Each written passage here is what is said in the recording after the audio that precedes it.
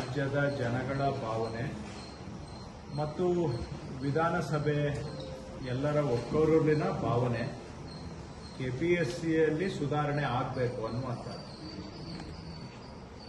ಎಲ್ಲ ಜನಗಳ ಭಾವನೆಗೆ ಗೌರವ ಕೊಟ್ಟು ಅದನ್ನು ಸುಧಾರಣೆ ಮಾಡುವಂಥ ಗಂಭೀರ ಪ್ರಯತ್ನವನ್ನು ಸರ್ಕಾರ ಮಾಡ್ತಾ ಇದೆ. ಹಿಂದೆ ಎಲ್ಲರೂ ಕೂಡ ಮುಖ್ಯಮಂತ್ರಿಗಳು ಆಗಿದ್ದಾರೆ, ಯಾರ್ಯಾರು ಏನೇನು ಮಾಡಿದ್ದಾರೆ, ಏನು ಮಾಡಲಿಲ್ಲ, ಅವ್ರಿಗೆ ಅವಕಾಶ ಇದ್ದಾಗ ಅದೆಲ್ಲ ನಾನು ಇಲ್ಲಿ ಚರ್ಚೆ ಮಾಡಕ್ಕೆ ಹೋಗೋದಿಲ್ಲ. ಅದರಿಂದ ಯಾವ ಜನಗಳ ಜೀವನದ ಸಮಸ್ಯೆ ಪರಿಹಾರ ಆಗೋದಿಲ್ಲ. ರಾಜಕೀಯವಾಗಿ ನಾವು ಹೇಳಿಕೆಗಳು ಕೊಡ್ಬೋದು, ಬಿಟ್ಟರೆ ಒಬ್ಬರ ಮೇಲೆ ಒಬ್ಬರು. ಆದರೆ ಇವತ್ತಿನ ಸಮಸ್ಯೆ ಅಂತೂ ಪರಿಹಾರ ಆಗೋದಿಲ್ಲ. ಸಮಸ್ಯೆ ಏನಿದೆ? ಕೆಪಿಎಸ್ಸಿಯಲ್ಲಿ ಆಗ್ತಕ್ಕಂಥ ನೇಮಕಾತಿಗಳು ಸರಿಯಾಗಿ ಆಗ್ತಾ ಇಲ್ಲ ನ್ಯೂನ್ಯತೆಗಳಿಂದ ಕೂಡಿದೆ ಅಥವಾ ತಪ್ಪುಗಳಾಗ್ತಾ ಇದ್ದಾವೆ ಮತ್ತು ವಿಳಂಬ ಆಗ್ತಾ ಇದೆ. ಕಾಲಕ್ಕೆ ನೇಮಕಾತಿ ಆಗ್ತಾ ಇಲ್ಲ. ಇಷ್ಟು ವಿಷಯಗಳು ಪಕ್ಷಾತೀತವಾಗಿ ಎಲ್ಲರೂ ಕೂಡ ಕಾಂಗ್ರೆಸ್ ಪಕ್ಷ, ಜೆಡಿಎಸ್, ಬಿಜೆಪಿ ಮೂರೂ ಪಕ್ಷ ವಿಧಾನಸಭೆಯಲ್ಲಿ ಒಕ್ಕೊರಲಿನಿಂದ ಹೇಳಿರುವಂತಹದ್ದು. ಯಾಕೆ ಅಂದ್ರೆ ಜನಗಳ ಅಭಿಪ್ರಾಯನೂ ಅದೇ ರೀತಿ ಇದೆ. ಸರ್ಕಾರನೂ ಕೂಡ ಈ ಒಂದು ಅಭಿಪ್ರಾಯದ ವಿರುದ್ಧವಾಗಿ ನಾವೆಲ್ಲೂ ಕೂಡ ಮಾತಾಡಿಲ್ಲ, ಅದನ್ನು ಒಪ್ಕೊಂಡಿದ್ದೇವೆ. ಹೌದು, ಇದು ಸುಧಾರಣೆ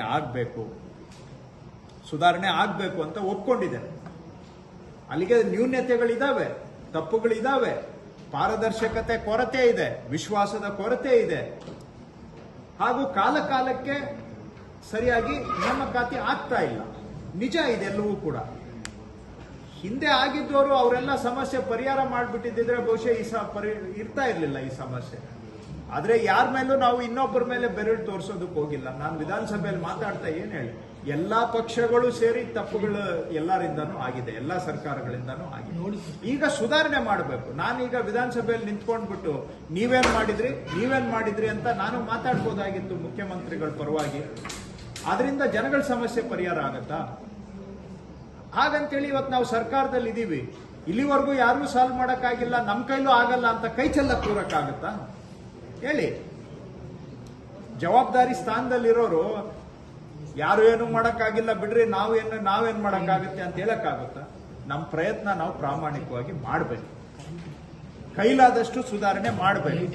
ಒಬ್ಬರ ಕೈಲೇ ಎಲ್ಲ ಆಗ್ಲಿಕ್ಕಿಲ್ಲ, ಆದ್ರೆ ನಮ್ಮ ಕೈಲಾದಷ್ಟು ಆದ್ರೂ ನಾವು ಮಾಡಬೇಕು. ಹಾಗಾಗಿ ಸುಧಾರಣೆ ಮಾಡಬೇಕು ಅಂತ ಸರ್ಕಾರ ಸಂಕಲ್ಪ ಮಾಡಿ ನಾವು ಕೆಲವು ತೀರ್ಮಾನಗಳನ್ನ ತಗೊಂಡಿದ್ದೇವೆ. ಕೆಲವು ಸಿ ಗ್ರೂಪ್ ಹುದ್ದೆಗಳು ನೇಮಕಾತಿಯನ್ನ ನೇರವಾಗಿ ಕೆಇಎ ಮುಖಾಂತರ ಮಾಡಿ, ಅದರಲ್ಲಿ ಯಾವುದೇ ಇಂಟರ್ವ್ಯೂ ಇರೋದಿಲ್ಲ ಎನಿವೆ. ಸೊ ಅಂತ ಅದನ್ನ ಕೆಪಿಎಸ್ಸಿ ಮೇಲೆ ಕೆಲಸದ ಒತ್ತಡ, ಬರ್ಡನ್ ಕಮ್ಮಿ ಮಾಡೋದಕ್ಕೆ ಕೆಲವು ನೇರ ನೇಮಕಾತಿಗಳನ್ನ ಕೆಇಎ ಮುಖಾಂತರ ಮಾಡಲಿಕ್ಕೆ ಒಂದು ವಿಚಾರ ನಡೆದಿದೆ. ಹಾಗೆ ಎರಡನೇದು, ಪ್ರತಿ ವರ್ಷ ನೇಮಕಾತಿ ಆಗಬೇಕು.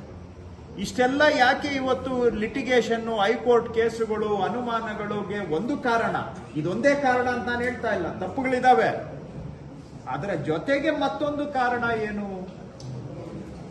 ಈ ವರ್ಷ ನನಗೆ ಮಿಸ್ ಆಗ್ಬಿಟ್ರೆ ಅವಕಾಶ, ಮತ್ತೆ ಯಾವಾಗ ರಿಕ್ರೂಟ್ಮೆಂಟ್ ಆಗುತ್ತೋ ಗೊತ್ತಿಲ್ಲ. 3 ವರ್ಷಕ್ಕಾಗುತ್ತೋ, 5 ವರ್ಷಕ್ಕಾಗುತ್ತೋ, ಅಷ್ಟೊತ್ತಿಗೆ ನನಗೆ ವಯಸ್ಸಿರುತ್ತೋ, ಅಷ್ಟೊತ್ತಿಗೆ ಬೇರೆ ಇನ್ನೂ ನನಗಿಂತ ಜಾಸ್ತಿ ಮೆರಿಟ್ ಇರೋರು ಬಂದು ನನಗೆ ಅವಕಾಶನೇ ಸಿಗೋದಿಲ್ಲ ಅಂತೇಳಿ ಜನಗಳ ಮನಸ್ಸಿನಲ್ಲಿ ಯಾವಾಗ ಈ ಒಂದು ಏನು ಆತಂಕ, ಅಪಾಪಿ ಇರುತ್ತೆ, ಅದನ್ನ ಕೆಲವರು ಪರೀಕ್ಷೆಯಲ್ಲಿ ತಪ್ಪು ಮಾಡಲಿಕ್ಕೆ ಉಪಯೋಗಿಸ್ತಾರೆ. ಇನ್ ಕೆಲವರು ಆ ನೇಮಕಾತಿಯನ್ನ ಸರಿ ಇಲ್ಲ ಅಂತೇಳಿ ವಾದ ಮಾಡಿ ಕೋರ್ಟಿಗೆ ಹೋಗ್ತಾರೆ. ಸೊ ಹೀಗೆ ಬೇರೆ ಬೇರೆ ಮಾರ್ಗ ಹುಡುಕೊಳ್ಳಿಕ್ಕೆ ಪ್ರತಿ ವರ್ಷ ನೇಮಕಾತಿ ಆಗದೇ ಇರೋದು ಒಂದು ಕಾರಣ. ಸೊ ಅದಕ್ಕೆ ನಮ್ಮ ಸರ್ಕಾರದಲ್ಲಿ ತೀರ್ಮಾನ ಮಾಡಿದ್ದೇವೆ, ಪ್ರತಿ ವರ್ಷ ನೇಮಕಾತಿ ಮಾಡಲೇಬೇಕು. ಮೂರನೇದು, ಅದಕ್ಕೆ ನಾವು ಆಯೋಗ ಕೆಪಿಎಸ್ಸಿ ಜೊತೆಗೆ ಚರ್ಚೆ ಮಾಡಿ ಒಂದು ಕ್ಯಾಲೆಂಡರ್ ಅನ್ನೇ ಹಾಕ್ಬಿಡ್ತೇವೆ. ಯಾವ ಡೇಟ್ಗೆ ಇಲಾಖೆಗಳು ಮುಂದಿನ ವರ್ಷ ನೇಮಕಾತಿಗೆ ಯಾವ ವರ್ಗಕ್ಕೆ ಸೇರಿದ ಎಷ್ಟು ಹುದ್ದೆಗಳು ಅಂತ ಒಂದು ತಾರೀಕಿನ ಒಳಗಡೆ ಅವರು ಡಿಪಿಆರ್ಗೆ ಪಟ್ಟಿಯನ್ನ ಕೊಡಬೇಕು. ಡಿಪಿಆರ್ನವರು ಇಂಥ ನಿರ್ದಿಷ್ಟ ತಾರೀಕಿಗೆ ಅದನ್ನ ಕೆಪಿಎಸ್ಸಿಗೆ ಕಳಿಸ್ಕೊಡ್ಬೇಕು. ಇಂಥ ನಿರ್ದಿಷ್ಟ ತಾರೀಕಿಗೆ ಅರ್ಜಿ ಕರಿಬೇಕು, ಇಂಥ ನಿರ್ದಿಷ್ಟ ತಾರೀಕಿಗೆ ಪರೀಕ್ಷೆ ಆಗಬೇಕು, ಫಲಿತಾಂಶ ಪ್ರಕಟ ಆಗಬೇಕು, ನೇಮಕಾತಿ ಪ್ರಕ್ರಿಯೆ ಪೂರ್ಣ ಆಗಬೇಕು.